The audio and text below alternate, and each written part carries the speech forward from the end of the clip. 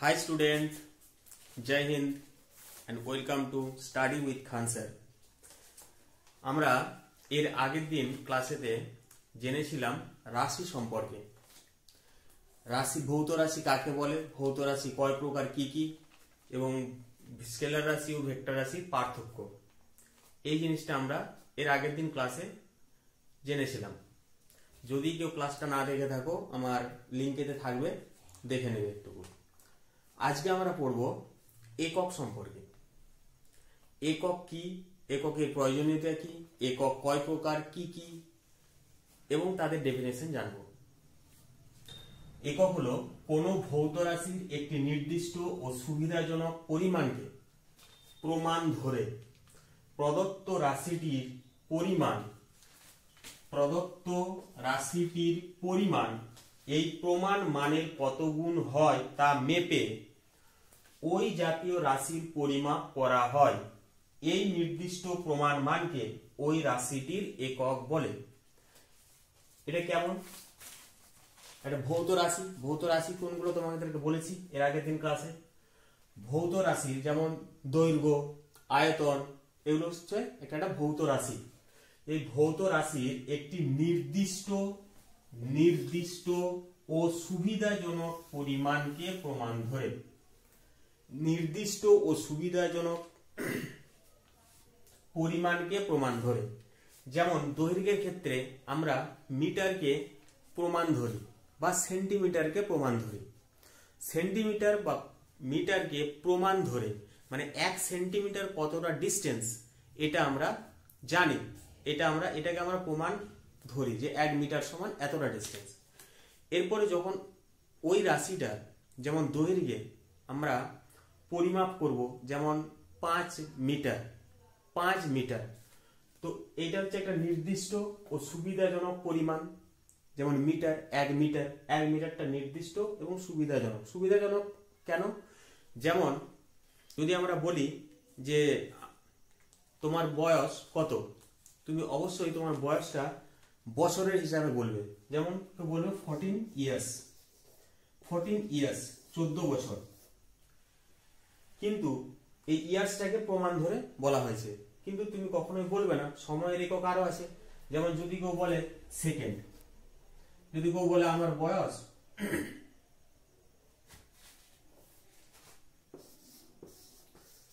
36 গায়ে আরো কতগুলো শূন্য লাগিয়ে দিয়ে বললো আমার এত সেকেন্ড বয়স। 36 লক্ষ কি 36 করোড় আমার এত সেকেন্ড বয়স। তাহলে এটা প্রমাণ মান নয়, সুবিধাজনক নয়। বয়সের যখন একক বলবো আমি তখন ইয়ারে বলবো। যেমন 14 ইয়ার্স, এটা হচ্ছে একটা সুবিধাজনক মান। তাহলে তোমরা বুঝতে পারছো যে সুবিধাজনক কেন বলা হয়েছে। নির্দিষ্ট ও সুবিধাজনক পরিমাণকে প্রমাণ ধরা হয়। সুবিধাজনক মানে যেমন আমি বললাম বছর, যদি বলি আমি যে তোমার বয়স কত, তুমি বলবে 14 বছর বা 15 বছর, কিন্তু তুমি সেটাকে কখনো সেকেন্ডে বলবে না যে আমার বয়স এত সেকেন্ড, তার কারণ ওটা সুবিধাজনক নয়। এত সেকেন্ডে যদি একটা বয়স লিখতে হয় তাহলে তো অনেকটা জায়গা নিয়ে নেবে, সুবিধাজনক নয় বা মনে রাখা সুবিধাজনক নয়। সেই জন্য এই সুবিধাজনক কথাটা এই জন্য এখানে বলা হয়েছে। কোন ভৌত রাশির একটি নির্দিষ্ট ও সুবিধাজনক পরিমাণকে প্রমাণ ধরে প্রদত্ত রাশিটির পরিমাণ প্রমাণ মানের কত গুণ তা মেপে। প্রমাণ মানের কত গুণ, যেমন ইয়ার, এই ইয়ার বা বছরের কত গুণ, বছরটা ধরেছি আমি প্রমাণ মান, এর কত গুণ আমি বললাম 14 বছর, তাহলে 14 গুণ, বছরের 14 গুণ। তাহলে প্রদত্ত রাশিটির পরিমাণ এই প্রমাণ মানের কত গুণ হয় তা মেপে, 14 গুণ হয়েছে, 14 গুণ মেপে ওই জাতীয় রাশির পরিমাপ করা হয়, ওই সব জাতীয় রাশির পরিমাপ করা হয়। এই নির্দিষ্ট প্রমাণ মানকে মানে এই যে বছর, এই বছরটা হচ্ছে মানকে এই রাশিটির একক বলে, ওই রাশিটির একক বলে। যেমন দৈর্ঘ্যের ক্ষেত্রেও ওই রকম, যেমন এই মিটার ধরলাম বা সেন্টিমিটার ধরলাম, তাহলে মিটার বা সেন্টিমিটার হবে দৈর্ঘ্যের একক। আশা করি বুঝতে পেরেছো এই কথাগুলো।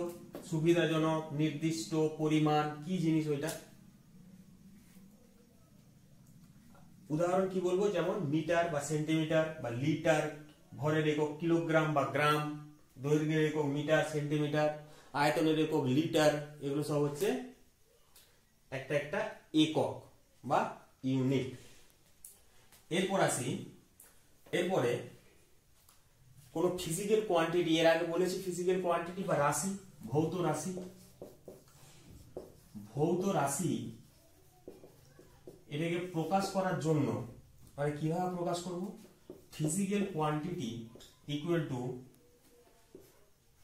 n into unit. এটা হচ্ছে নমিনাল একটা ভ্যালু, নিউমেরিক্যাল ভ্যালু বা nominal numerical value, numerical value বা একটা সাংখ্য মান, সাংখ্য মান বাংলায় বলবো সাংখ্য মান, আর তার সঙ্গে ইউনিট, এর ইউনিটটা কি সেটা আমরা বলবো।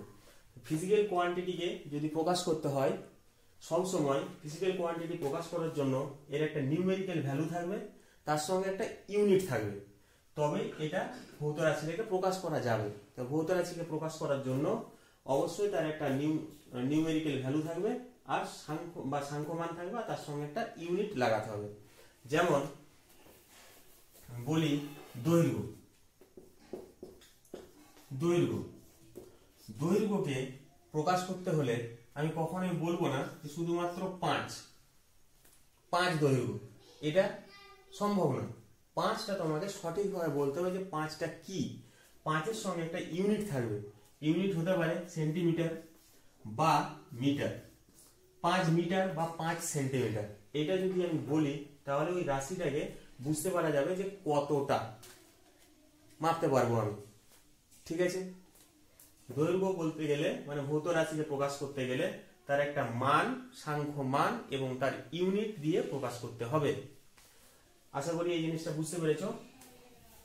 এটা তোমাদের পরে যখন মাত্রার দ্বারা যখন ইউনিট কনভার্সন করব, তখন এই জিনিসটা তুমি আরো ভালো করে বুঝতে পারবে যে আমি কেন বলছি এটা। এরপরে আসি এককের প্রয়োজনীয়তা। এককের প্রয়োজনীয়তা কি? এককের প্রয়োজনীয়তা, এককের প্রয়োজনীয়তা কি? এককের প্রয়োজনীয়তা বলতে গেলে আমাদের বলতে হয়, যেমন একক ছাড়া কোনো ভৌত রাশিকে সঠিকভাবে প্রকাশ করা যাবে না, বা ভৌত রাশি একক ছাড়া কোনো ভৌত রাশির পরিমাপ সম্ভব নয়। যখন রাশি পড়াচ্ছিলাম এর আগের দিন ক্লাসে তোমাদেরকে বলেছি আমি যে যেমন আমি দোকানে চিনি কিনতে গেলাম, যে বললাম আমাকে 1 চিনি দেন, তো দোকানদার বুঝতে পারবে না 1 চিনিটা কি জিনিস, 1 গ্রাম কি 1 কিলোগ্রাম কি 1 কুইন্টাল, সেটা বুঝতে পারবেন না। তাহলে একক দ্বারা বোঝাতে হবে যে আমাকে এতটা পরিমাণ চিনি দেন। তাহলে একক ছাড়া ভৌত রাশির পরিমাপ সম্ভব নয়, মানে অর্থবহ হবে না, সেটা এককটা অর্থবহ হবে না যদি তার একক না বলি, প্রথমত। দ্বিতীয়ত কি, যেমন ভৌত রাশিকে প্রকাশ করা হয় সাংখ্যমান ও এককের সাহায্যে, মানে সঠিক ধারণা দেওয়ার জন্য, যেটা আমি প্রথমে বললাম। একক দ্বারা কোনো ভৌত রাশির স্বতন্ত্রতা বজায় থাকে। তাহলে প্রথমে কি বললাম? প্রথমে বললাম যে ভৌত রাশিকে প্রকাশ করা হয়, ভৌত রাশিকে প্রকাশ করা হয় সাংখ্য মান, আগে লিখে নিই তারপর আবার বলছি। তাহলে এককের প্রয়োজনীয়তা কি? ভৌত রাশিকে প্রকাশ করা হয় সাংখ্য মান ও একক দ্বারা। যেটা আমি এর আগে বললাম যে ফিজিক্যাল কোয়ান্টিটি ইকুয়াল টু আমাদেরকে একটা সাংখ্য মান লাগবে আর তার একটা একক লাগবে, না হলে কিন্তু ভৌত রাশিটা প্রকাশ করা যাবে না। একক ছাড়া কোনো ভৌত রাশির পরিমাপ সম্ভব নয়। এটা কেমন জিনিস? যেমন আমি একটা পেন বললাম, পেনটার দৈর্ঘ্য আমি 10, যদি শুধুমাত্র 10 বলি যে পেনের দৈর্ঘ্য 10, পেনের দৈর্ঘ্য 10, শুধুমাত্র যদি 10 বলি, তাহলে এটার দ্বারা বোঝা যাবে না যে 10 কি, 10 মিটার, 10 সেন্টিমিটার, 10 মিলিমিটার। তাহলে এককের প্রয়োজন এখানে 10 সেন্টিমিটার। তাহলে সঠিক পরিমাপ বুঝতে পারা যায়। একক ছাড়া কোনো ভৌত রাশির পরিমাপ সম্ভব নয়। বা সঠিক পরিমাপ সম্ভব নয়। একক দ্বারা কোনো ভৌত রাশির স্বাতন্ত্রতা বজায় থাকে, কোনো ভৌত রাশির স্বাতন্ত্রতা বজায় থাকে একক দ্বারা। যেমন আমি যদি বলি যে 1 litre petrol, 1 litre petrol petrol যদি 1 লিটার পেট্রোল যদি বলি, এটার দ্বারা অবশ্যই বোঝা যায় যে 1 লিটার পেট্রোল মানে হচ্ছে পেট্রোলের আয়তন কত, এটা বোঝা যায় 1 লিটার। এটা দ্বারা আমি কখনোই বুঝবো না যে পেট্রোল 1 লিটার মানে হচ্ছে 1 কেজি বা 1 মিটার বা 1 সেন্টিমিটার, এটা আমরা বুঝবো না। মানে সঠিক একক দ্বারা কোনো ভৌত রাশির স্বাতন্ত্রতা বজায় থাকে। যেমন 1 লিটার পেট্রোল, যদি আমি 1 কেজি আলু বলি, তাহলে এটা হচ্ছে ভরের একক কেজি, আর লিটার হচ্ছে আয়তনের একক। তাহলে কোনো রাশির স্বাতন্ত্রতা বজায় থাকছে যে আলুটাকে আমি কেজিতে পরিমাপ করব আর পেট্রোলকে আমি আয়তনে পরিমাপ করব। এটার দ্বারা বুঝতে পারা যাচ্ছে যে একক দ্বারা কোনো ভৌত রাশির স্বাতন্ত্রতা বজায় থাকে, সে যে নিজে স্বতন্ত্র সেটা বজায় থাকে। যদি 1 কেজি আলু বলি, তাহলে কেজি দ্বারা বুঝতে পারা যাবে যে আলুর পরিমাপ কত, আলু কতটা ভর আছে সেটা বোঝা যাবে। আর 1 লিটার আয়তন বললে, 1 লিটার যদি পেট্রোল বলি, পেট্রোলের আয়তনটা বুঝতে পারবো আমি যে 1 লিটার। আশা করি এটা বুঝতে পেরেছো যে একক দ্বারা কোনো ভৌত রাশির স্বাতন্ত্রতা কিভাবে বজায় থাকছে। এই বাক্যটা তুমি অর্থটা আশা করি বুঝতে পেরেছো। এরপরে আসি যে বিভিন্ন ভৌত রাশির মধ্যে সম্পর্ক স্থাপন বা ভৌত রাশি সম্পর্কিত সমীকরণের সঠিকতা যাচাই করতে পারা যায়। এটা কেমন জিনিস? বিভিন্ন ভৌত রাশির মধ্যে সম্পর্ক স্থাপন। ভৌত রাশির মধ্যে সম্পর্ক স্থাপন, যেমন আমরা জানি 1 নিউটন সমান হচ্ছে 10⁵ ডাইন।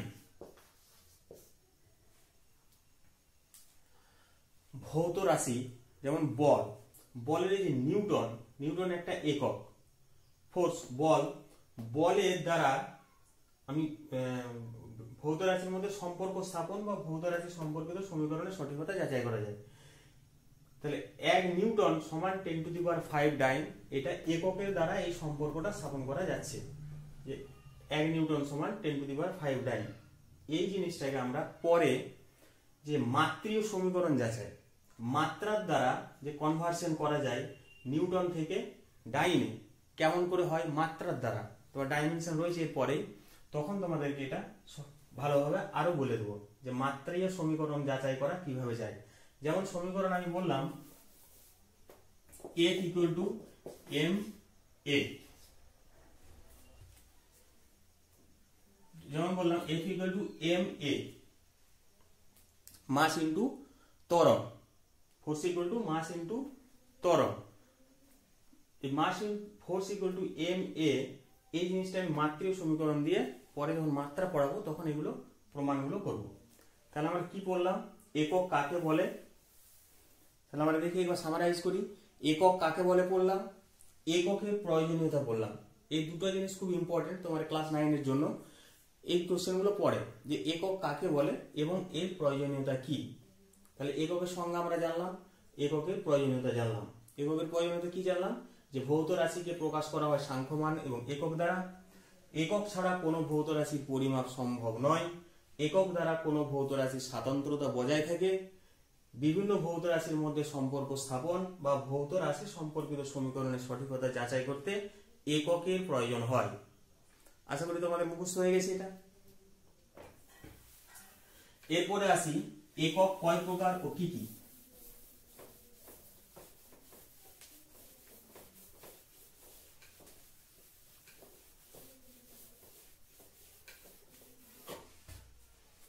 একক মূলত 2 প্রকার। একটা হচ্ছে মৌলিক একক বা এটাকে মূল একক বলে, বা ফান্ডামেন্টাল ইউনিট।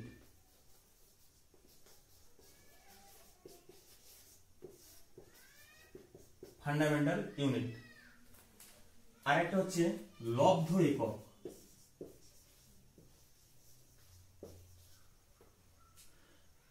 বা ডিরাইভড ইউনিট। লব্ধ একক আর মৌলিক একক। আমরা এখন জানবো যে মৌলিক একক কাকে বলে। আগে লিখে নিই, তারপর বোঝাচ্ছি। মৌলিক একক কাকে বলে? যে রাশিগুলির একক পরস্পরের উপর নির্ভর করে না এবং যে রাশিগুলির একক থেকে অন্যান্য সমস্ত রাশির একক নির্ণয় করা যায় তাদেরকে মৌলিক রাশি, তাদেরকে মৌলিক একক বা মূল একক বা ফান্ডামেন্টাল ইউনিট বলে। তাহলে মূল একক কাকে বলে? যে সমস্ত রাশি অন্যান্য রাশির উপর ডিপেন্ডেবল নয়। অন্যান্য যেমন যদি আমি দৈর্ঘ্য একটা রাশি, এই রাশিটার একক যদি আমি বলি মিটার, মিটার বলার জন্য আমাকে আর অন্য কোনো রাশির প্রয়োজন হয় না, শুধু 1 মিটার, মিটার বললেই যথেষ্ট। মিটার মানে আমি বুঝতে পারি যে কি দৈর্ঘ্য, মিটার।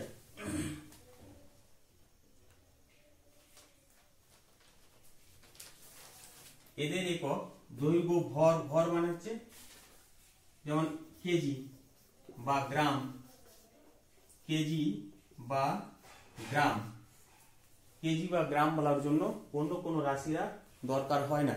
শুধুমাত্র এগুলো, শুধুমাত্র এই রাশিগুলো অন্য কোনো রাশির উপরে নির্ভর করে না এবং এই রাশিগুলো থেকে অন্যান্য সমস্ত রাশির একক গঠন করা যায়।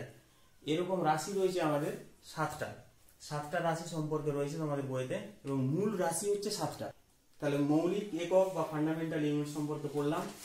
যে রাশিগুলির একক পরস্পরের উপর নির্ভর করে না এবং যে রাশিগুলির একক থেকে অন্যান্য সমস্ত রাশির একক গঠন করা যায় তাদের মৌলিক একক বলে। এরপর আসি লব্ধ একক।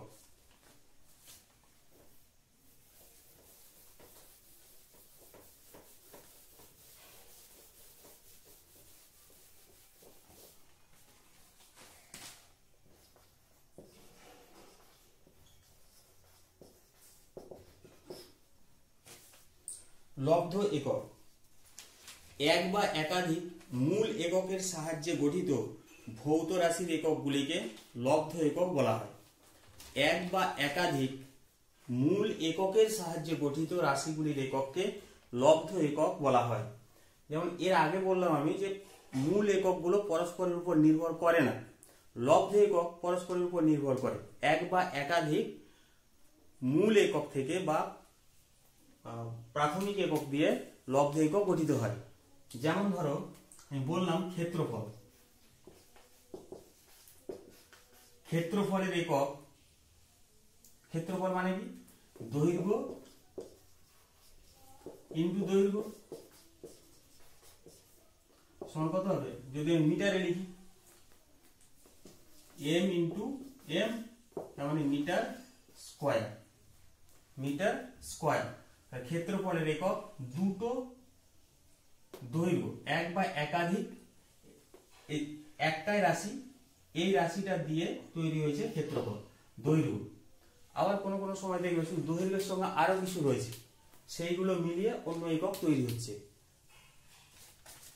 তাহলে এক বা একাধিক মূল একক দ্বারা গঠিত এককগুলিকে বলা হয়, এক বা একাধিক মূল এককের সাহায্যে গঠিত ভৌত রাশির এককগুলিকে বলা হয় লব্ধ একক। যেমন এইটা একটাই রাশি, দৈর্ঘ্য, দৈর্ঘ্য, দুটো দৈর্ঘ্য মিলে হয়েছে ক্ষেত্রফল। কিন্তু যদি আমি বলি বেগ, বেগের ক্ষেত্রে একাধিক রাশি রয়েছে। বেগ সমান কি হয় তোমরা জানো সবাই, বলো? বেগ সমান হয় দৈর্ঘ্যের একক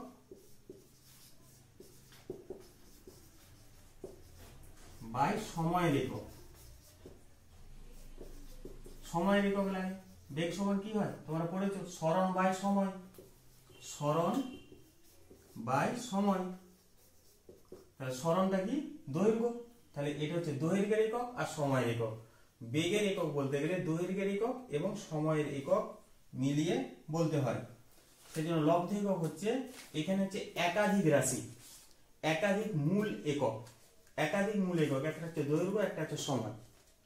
তাহলে এক বা একাধিক মূল এককের সাহায্যে গঠিত হচ্ছে বেগ। তো তোমরা বুঝতে পারলে যে এক বা একাধিক মূল এককের সাহায্যে গঠিত রাশিগুলির একক, ভৌত রাশির এককগুলিকে লব্ধ একক বলা হয়। এক বা একাধিক মূল এককের সাহায্যে গঠিত ভৌত রাশির একককে লব্ধ একক বলা হয়। যেমন বললাম ক্ষেত্রফল দৈর্ঘ্য ইন্টু দৈর্ঘ্য, বেগ দৈর্ঘ্যের একক আবার সময়ের একক, দুটো বিভিন্ন রাশি মিলে, দুটো একক মিলে তৈরি হয়েছে বেগ। যেমন ঘনত্ব, ঘনত্বের ক্ষেত্রে কি হয়, ঘনত্ব সমান হয় ভর বাই আয়তন।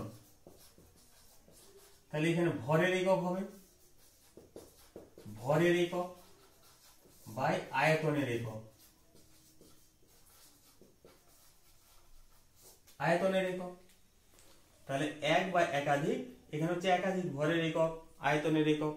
তাহলে একাধিক, এক বা একাধিক মূল এককের সাহায্যে গঠিত ভৌত রাশির এককগুলিকে লব্ধ একক বলা হয়। অবশ্যই তোমরা বুঝতে পারলে।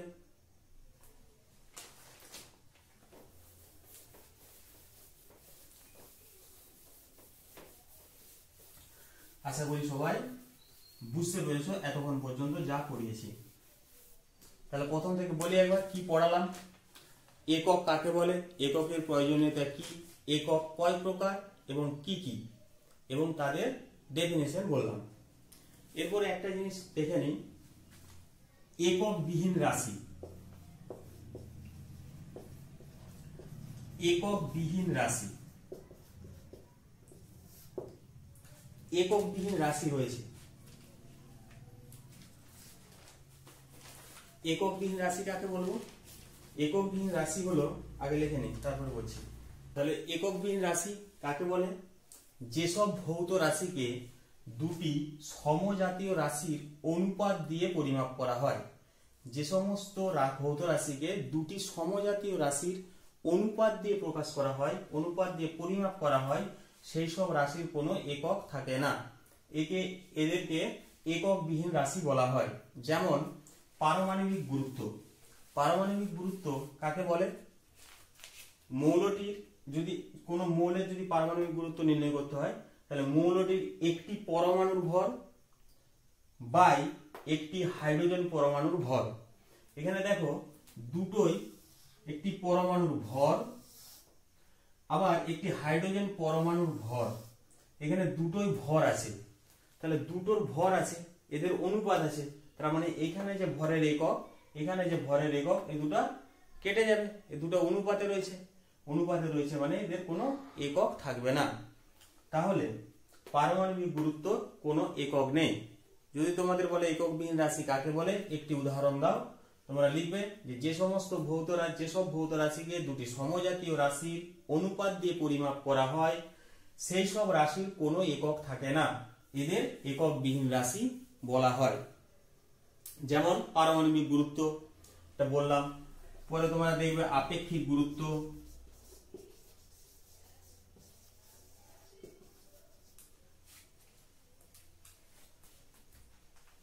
প্রতিসরাঙ্ক,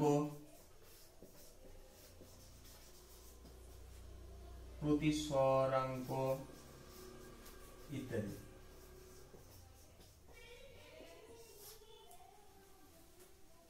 অনেক আছে, এর আগে পরে যখন পড়বে, পড়তে পড়তে তোমরা নিজেরাই বুঝতে পারবে যে একক বিহীন রাশি কোনগুলো আছে।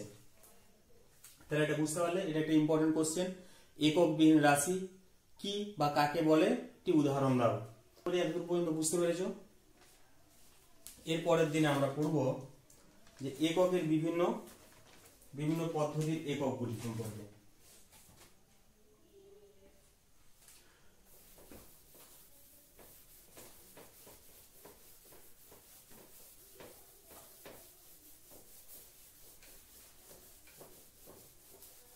আশা করি যতটা পড়ালাম অবশ্যই তোমরা বুঝতে পেরেছো। যদি না বুঝতে পারো তাহলে কমেন্ট করো অবশ্যই। বা যদি ভালো লাগে তোমাদের ভিডিওটায় অবশ্যই একটা লাইক করো, এবং যদি তোমরা এরকম ভিডিও আরো পেতে চাও কমেন্ট করো যে কোন চ্যাপ্টার তোমরা পড়তে চাও, সেই হিসাবে আমি পড়াবো তোমাদেরকে, এবং ধরে ধরে পড়াবো, প্রত্যেকটা চ্যাপ্টারই পড়াবো। জিনিসটা তোমাদের বুঝতে বেশি অসুবিধা হচ্ছে সেই জিনিসগুলো নিয়ে বলবে, অবশ্যই আমি মাঝখানে পড়িয়ে দেবো কি, কিন্তু আমি প্রত্যেকটা চ্যাপ্টারই এইভাবে ধরে ধরেই পড়াবো। প্রত্যেকটা জিনিস তোমাদের বইতে যেরকম দেওয়া রয়েছে ঠিক সেইভাবে স্টেপ বাই স্টেপ সমস্ত জিনিস পড়াবো। তার সঙ্গে পড়াবো তোমাদের বইয়ের পর শেষে, চ্যাপ্টারের শেষে যে কোশ্চেনগুলো রয়েছে সেগুলো করাবো, সেখানে যে গাণিতিক প্রবলেমগুলো দেওয়া রয়েছে সেগুলো সলভ করাবো।